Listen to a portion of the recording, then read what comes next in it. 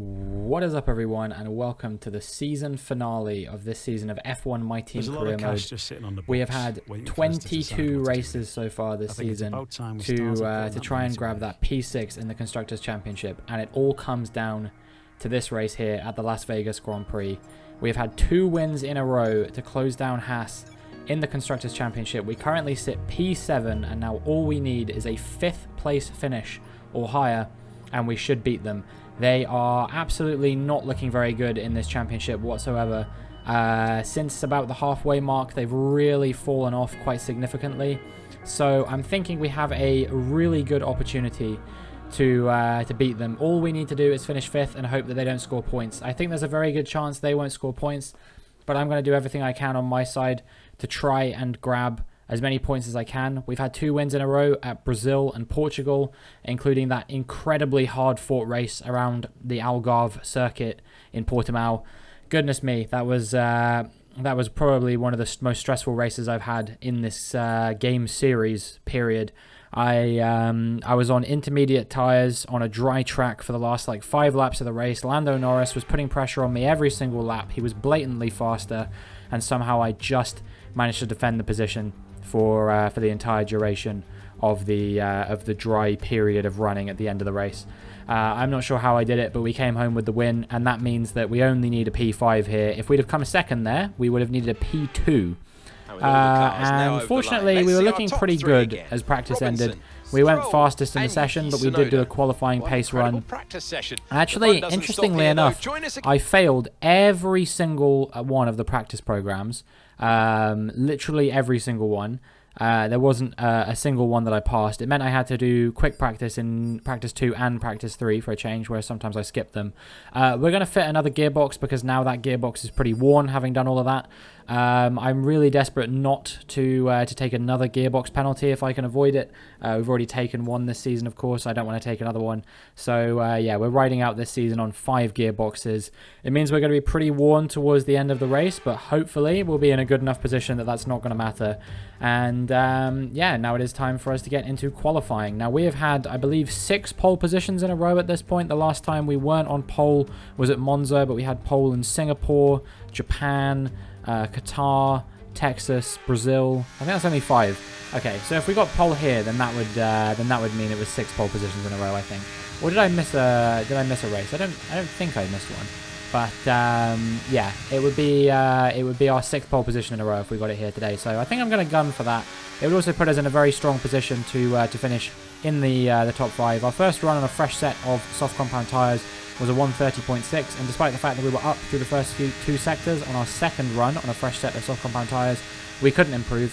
It was still P1 regardless, but yeah, I think we'll need to find a bit more improvement than that if we want to have any chance of getting pole position. I don't think a 130.6 is going to cut it. You can see that already Norris and Gasly were fairly close to me. Alpine actually looking very strong here this weekend. They look like they have the pace to challenge at the top as well, which is not great news for me, as that's going to be more people who I'm going to have to try and fend off to try and get a top 5 finish here. Our car has slowly gone backwards over the course of the season as we focused our development a bit more on reliability than other factors. Meanwhile, other people have still been developing their car forward. We do a run on a used set of soft compound tyres. It's a 131.6 on this occasion, and that is not very good, so we're going to need to improve from that quite significantly. You see we're actually down 11th at the moment, so this run does need to improve. Fortunately, on a fresh set of soft compound tyres, it was pretty trivial again. It's a 130.5 on this occasion, and that was good enough to see us through in P1 once again. I didn't think it would be P1. I thought that the AI would have gone a little bit faster than they did in the previous session, but it seems that the best times were around what they were before. Indeed, Gasly in the 130.6s, everyone else in the 131s. The eliminations here were Leclerc, Fittipaldi, Sainz, Albon, Magnussen, and Alonso in P16 is surely out of championship contention now. I realise I didn't talk about who was eliminated in the previous session, but you can probably work it out based on who's here. I think it was Joe, De Vries, Hulkenberg, Stroll, Hauger, and Sargent. I don't know the exact order that they were eliminated in, but those were the 6. So, yeah, the top 10 shootout is going to have most of your usual suspects. Sonoda, obviously, is a regular Q3 fixture at this point, and he is going to appear here on this occasion as well. We're on a used set of tyres to kick things off here today, and it is a 1:30.9 as our opening time in Q3. That puts us 7th for the time being, but we are going to need to improve quite dramatically. I think the fastest time at the moment is a 1:30.1, and so we're going to need about 8 or 9 tenths of improvement if we want that pole position. At the moment, we are 7.5 tenths up as we come into the final straight before the last few corners. These last few corners are going to have to be very good corners for me, especially because we're losing quite a bit of time down the straight. I accidentally flicked the DRS off just for a second, and that didn't help. But we brake a little bit later, we get some good rotation through the corners, and we make up a couple tenths, and it's going to be about a 9/10 improvement looking at this. Is it going to be good enough for pole position? I'm not sure. We'll certainly be around the front row if we're not. And as we round the final corner and cross the line, it's a 1:30 flat. Yes! Excellent lap. And it's good enough for pole position. I am very, very happy with that. That was probably the hardest fought one we've had in a while, and in the end it was less than a tenth separating myself and Oscar Piastri. He had a really good session there. The McLaren's looking incredibly strong. I think Gasly will be disappointed that he was only quote-unquote P6, but he'll get over it, no doubt, and hopefully the Alpines can have a decent race, but not too decent, because I do still need that top 5 finish. I feel like it's going to be very hard to hold on to the victory here. This track isn't like the tracks that we raced at before, Brazil and Portimao. There's basically no grip around here whatsoever. I was slipping and sliding so much through some of those corners. I was honestly amazed I managed to hook up a lap as clean as that. I don't know what happened. I just became the master of throttle control for a minute and a half, which was fortunate because that's exactly what we needed. But yeah, we are not going to be able to keep that up for 25 laps around the Las Vegas circuit. So really, what we just need to do is we just need to defend like hell. And no rain on the horizon, which is good. And let's see, can we get a top 5 finish in the Las Vegas Grand Prix? Amid growing interest in the US and legions of fans added in the last couple of years, there is so much excitement for the Las Vegas Grand Prix.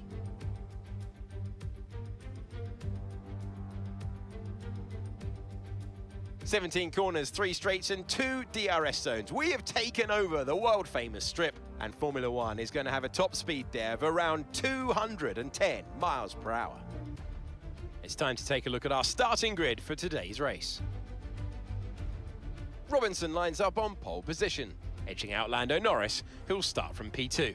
As we continue through the rest of the grid today, we have Verstappen, Perez, Gasly, Russell, Ocon, Bottas, Tsunoda, Fittipaldi, Oscar Piastri, Sainz, Albon, Magnussen, Fernando Alonso, Stroll, Hauger, Joe, Hulkenberg, Leclerc, Sargent, and Nick de Vries. And with preparations almost complete, let's head down to the track. Anthony Davidson joins me again for the race today. And we welcome Anthony Davidson to the commentary box. Ant, we're looking at the champion. They are on some run. What a season for them. I agree, it's been a truly impressive season. But championship or no, I don't think they'll be gently cruising around to the finish line. In fact, with points no longer a concern, there's a lot less to risk. So we may even see a more aggressive approach. Right, it's been a long, hard season. We're almost at the end, but we cannot switch off until after that checkered flag today. Let's try and end today's race on a high note. I couldn't agree more. I want to end on a high note just as much as everyone else. But okay, no more than Fernando Alonso, who is starting from P15 here today. The Aston Martin really not working very well around the Las Vegas circuit whatsoever. He just couldn't seem to hook it up. And his title rival, George Russell, sits 14 points ahead of him in the championship, and I believe 9 places ahead of him on track as well. So he is going to have an absolutely mammoth race, Fernando Alonso, if he wants to have any chance of winning this Drivers' Championship. Meanwhile, I just need a top 5 finish. That is all I need today. I just need to stay ahead of as many of these people as I possibly can as we get ready to go here in Las Vegas, as the lights come on and the lights go out, and we've gotten a good getaway, so we should be able to hold on to this lead into the first corner, and that is going to be one of the hardest positions that we're going to have to fight for, I imagine, over the course of this race. As long as we can hold them off down that big long DRS straight, which is going to be easier said than done, I think we have a very good chance of maintaining this lead. You can see Gasly is already up into P4. He's had a fantastic start here, and it looks like he might be pressuring his former teammate Max Verstappen for P3 there as well.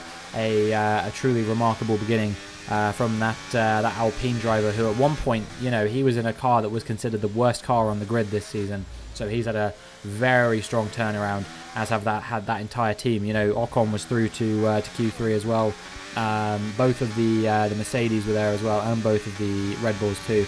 So yeah, it was definitely very interesting. McLaren obviously have a very good chance of catching Ferrari here, as one of the McLarens, Norris there, tries to go up my inside before the big long straight, but he can't quite manage it. But yeah, McLaren have a very good chance of catching Ferrari to finish P4 in the Constructors, and that would be a fantastic turnaround for them given where they were this season.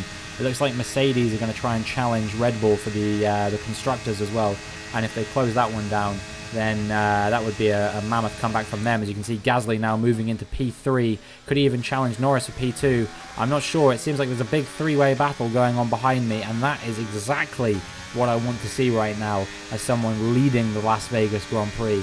You know, if they can battle with each other a bit more, then maybe, just maybe, I might be able to hold on to this position just a little bit longer as we set the fastest lap, and we begin our second lap around the Las Vegas circuit. I am extremely excited to see how this race is going to play out. I am really hoping, I'm keeping everything crossed, that we'll be able to keep them behind for as long as possible. But as you can see on lap 3, as the DRS is now enabled, it is Lando Norris within 1 second of me. He's going to have that DRS, and let me tell you, this DRS straight is absolutely lethal if you're not the one with DRS. Lando Norris, you can see, he was 8/10 down on me, and by the time we get to the braking zone, he's actually going for a move up the inside. He couldn't quite make it stick on this occasion, but it was very, very close between myself and the McLaren driver. And in the following lap, I imagine that we're going to be seeing much more of the same from Lando Norris. On this occasion, he was only 6 or 7 tenths down on me. That, based on the evidence we saw last time, suggests that he is going to be mounting a move and maybe even making it stick into the final corner if he can just about get the pace. And you can see by the time we're there, he's already a full car length ahead of me, and that is the lead lost after just 4 laps in this race. We need to showcase more pace than this, otherwise we are going to be in a very difficult position here. You know, we need to hold on to this top 5, and I believe that behind Perez there was also both of the Mercedes and Ocon, so if I fall to the back of this train, that's at least P8 that I'm going to be getting, and no higher than that. We dive back up the inside of Lando Norris momentarily, and that sees us through into P1 once again, which is exactly what we needed. And now there's a virtual safety car deployed, and yeah, that is going to be a bit of a breather for us just for a little bit. If we can gap Verstappen by a little bit, who is currently running in P2, then that would be fantastic as well. I was wondering if there might have been a bit of contact there between Gasly and Norris potentially, as they seem to be falling away a little bit from Verstappen. So I don't know if that sort of commotion into the first corner perhaps caused a little bit of damage there. And you can see as we move on to the following lap that the 2 cars pressuring me now are Verstappen and Perez. Gasly and Norris did have to pit, and yeah, here comes Max Verstappen. He's trying to pile some pressure on as well.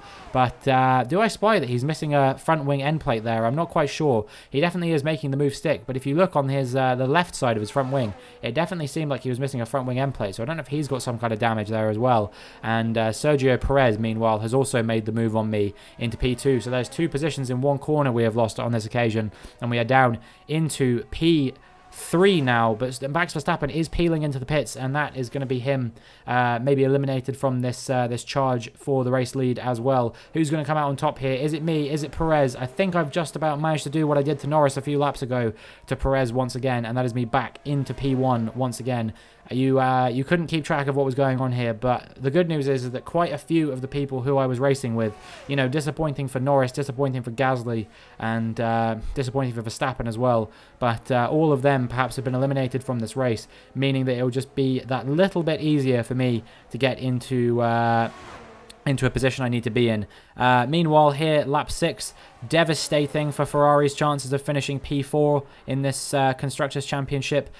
Charles Leclerc is out of the race. That is race over for the Monegasque, and yeah, he is going to be absolutely devastated, especially considering I think Sainz was starting at the back of the grid with some kind of penalty. I think he's still only P19.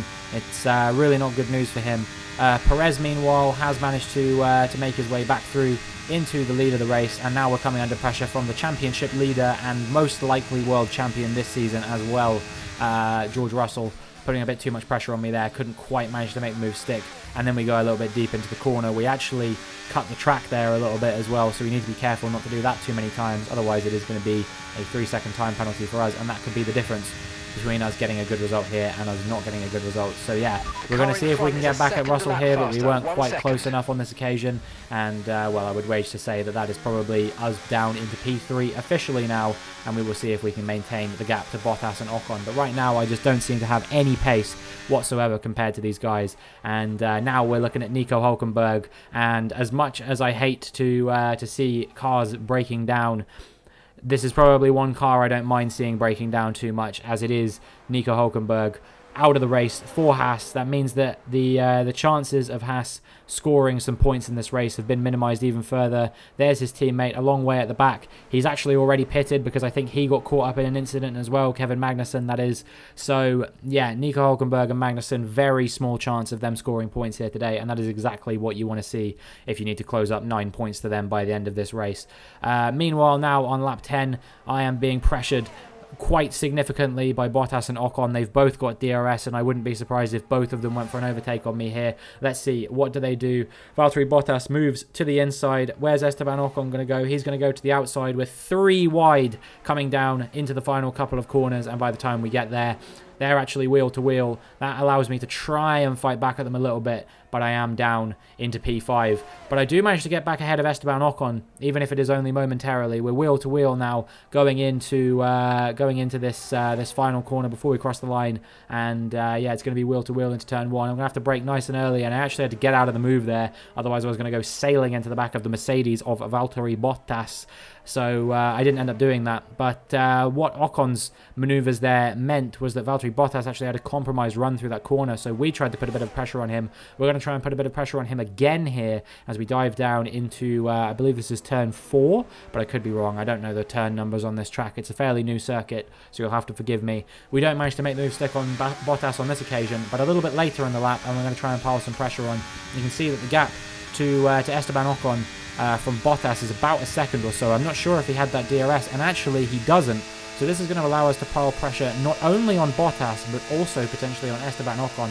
The tyres have definitely had the best taken out of them, and by the time we get to the braking zone, we are a full car length ahead of Valtteri Bottas, and that is us back up into P4 in this race, and that is exactly what we needed to see. We're also within a second of Ocon once again, so maybe a chance exists for us to close him down for P3, and well, I would sure love to repeat the feat. This is the site where we got our first podium in Formula 1 last season. Wouldn't it be nice if we could end our second season with a podium as well, when we've had 3 wins so far this season? Somehow we've managed to maintain a fight for P6 in this Constructors Championship, despite the fact that this has been one of the most up and down seasons I've ever seen. You know, we've had no less than, 7 teams who've looked like they could contend for a victory, conceivably, over the course of this season, as we challenge Esteban Ocon now down into the final chicane. Are we going to be able to get ahead of him? I think we just about made that move stick. We did. But yeah, what was I saying? It's been Mercedes, Aston Martin, Red Bull, ourselves, McLaren, Haas and Ferrari have all looked like they could win races at times. Alfa Romeo have looked strong here and there. Alpine in this race are looking good. You know, there's not really been a weak team this season. Williams and AlphaTauri haven't been super impressive, but even they've scored points on a few occasions. So there's not really anyone that you can write off these days. However, we do need to keep an eye on the few cars that were eliminated from the front-running race. To begin with. As you can see, Ocon actually comes out of the pits ahead of us, despite the fact that we entered the pits ahead of him. He has jumped us. We do need to keep an eye on Gasly, Norris and Verstappen. You may have seen Verstappen's on the hard, so he might be trying to go to the end. Norris is on the medium, so he will have to stop again, and I can't imagine that Gasly is taking his set of softs the whole way to the end of the race either. So this puts us in net P5 at the moment, as Gasly is actually already pitted as we move on to lap 15. Albon yet to pit. We'll definitely be able to get ahead of him, and then we just need to keep an eye on Norris and Verstappen. Those are the two people who I'm looking at. I think Verstappen, there's a very unlikely chance that he'll pit again. Oh no, actually he's on the mediums as well, so he is going to pit again for sure. So Verstappen and Norris have to pit again. They're on the medium compound tyres. So that means that we're in net P4 effectively, and that is exactly what I would want to see right now. I don't know what happened to one of the Mercedes. Seems to have been caught up a little bit. Valtteri Bottas. I don't know if he had to change a front wing or something, but all of a sudden he is a long way down. He's battling with Fernando Alonso, who's managed to recover all the way to what will be net P5 once Verstappen and Albon have pitted. And you can see that Norris has already pitted, of course, as well. And now Verstappen is coming in as well. So, yeah, Alonso has recovered quite significantly. And, yeah, he's going to be up into P5. But he still needs a lot to happen for him to have any chance. He needs to make up at least 2 more positions. And if that does happen, he would need Russell to fall outside of the points as well. But unfortunately, Alonso has just been roped into a bit of a battle here with Piastri and Bottas. It's worked out beautifully for me because it's put me in a bit of a no man's land here, where Ocon is a few seconds up the road, not really someone I have to worry about too much, even though I really should have been ahead of him out of the pit stops. But Piastri, Bottas and Alonso are just a little bit too far down for them to really trouble me too much. I think Norris is the next car there, and then the top 10 is completed by Gasly. So at least those guys who were eliminated from the front-running competition look like they're all going to score points, apart from maybe Verstappen, who is down there in P12 at the moment behind Tsunoda. But yeah, we're just trying to keep it clean to the end now. Make sure we don't get any penalties, because that could invite Piastri and Bottas and Alonso back into play. Obviously, we need to finish top 5 here at least, so we can't relent even for a second. And yeah, Ocon, I'm not sure if we're going to close him down or not. We did take a few tenths out of him on that occasion, but whether we can close him down enough in these last 5 laps, I'm not quite sure. I guess we'll find out. And actually, as we move now on to the final lap, and the final straight really of the final lap, we were so agonizingly close. We actually did get within a second of him on a couple of occasions, but by the time we got to the DRS zone, we were not within a second of him, and that meant that in the end it is probably going to be him in P3 picking up that final podium. A bit of a street circuit master, actually, Esteban Ocon. You know, he obviously has had that podium in Jeddah. Oh no, actually no, he didn't have a podium there, but he very nearly had a podium in Jeddah. He's had a podium in Monaco, of course. He tends to do quite well in Baku. I think, you know, this guy's a bit underrated on street circuits personally, as he crosses the line to take P3, and we're going to cross the line to take P4, and that means that we are going to get the $9 million sponsorship bonus from that sponsorship obligation, finishing P6 in the Constructors Championship. We get the extra prize money that goes from finishing there as well, and I am extremely content with that. They are indeed. It may have looked simple at times, but as any racing driver will tell you, competing at this level, at the very top, is anything but simple. There's no catching them now then. We have a new World Drivers' Champion. Victory today then, but bittersweet emotions, I'm sure, as the championship slips through their fingers. Even so, what a fantastic final race of the season this was. Ant, talk to me. What do you think it was that sealed the win for them? Well, time management probably played quite a large role in the outcome of this one. As ever, it's not just about speed, it's all about maintaining that speed consistently over a stint, over a race distance. So being able to keep up the lap times while still being smooth on the controls and gentle on the tyres, that's really where the race was won today.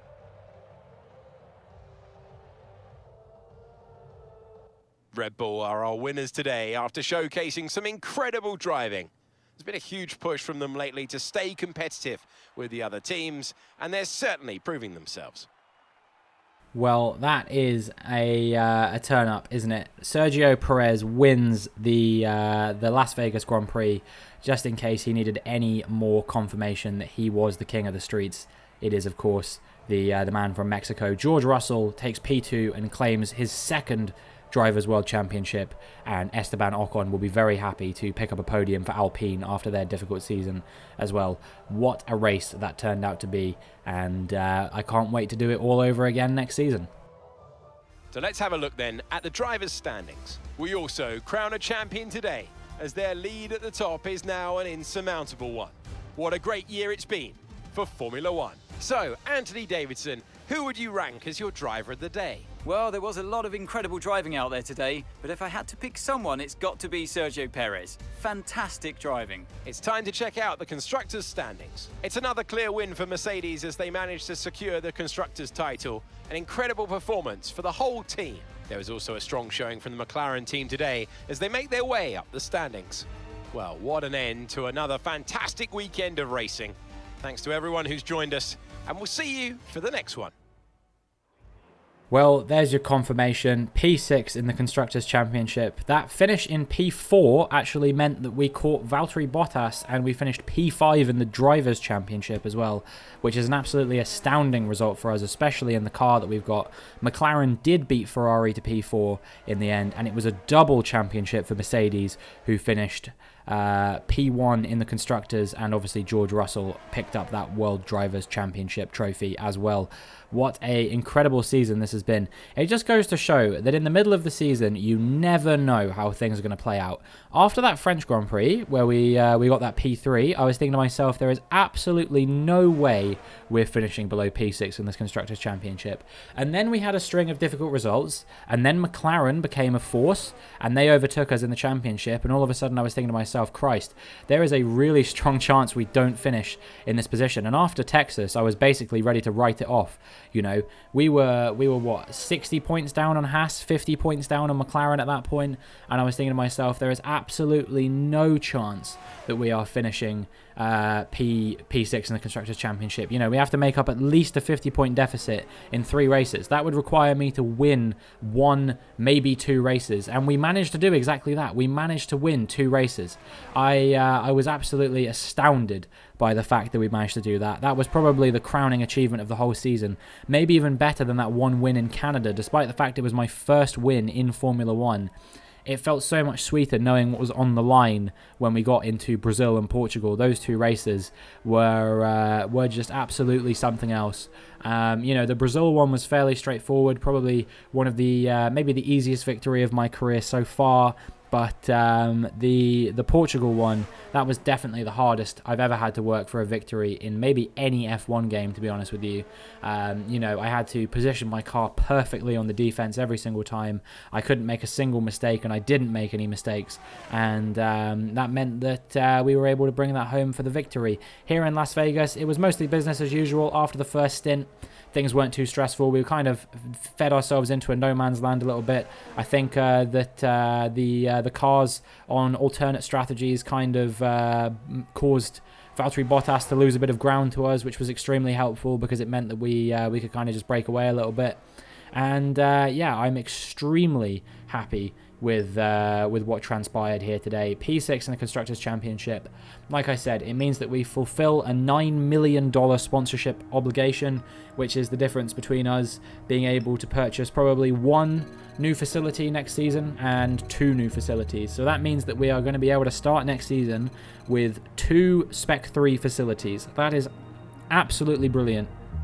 That is, I can't stress enough how much that is going to do for us. That means we're going to be able to probably invest in the chassis department, and I reckon we'll probably go aero as well, because we've been pretty strong on the aero. And then obviously durability and the engine can come a bit later. Engine probably won't come too much later, but yeah, that is going to be it for this video. If you enjoyed, please make sure you like and subscribe. It's been a roller coaster of a season. Next season will be starting very, very soon, so make sure you're subscribed, and hopefully I will see you in the next one.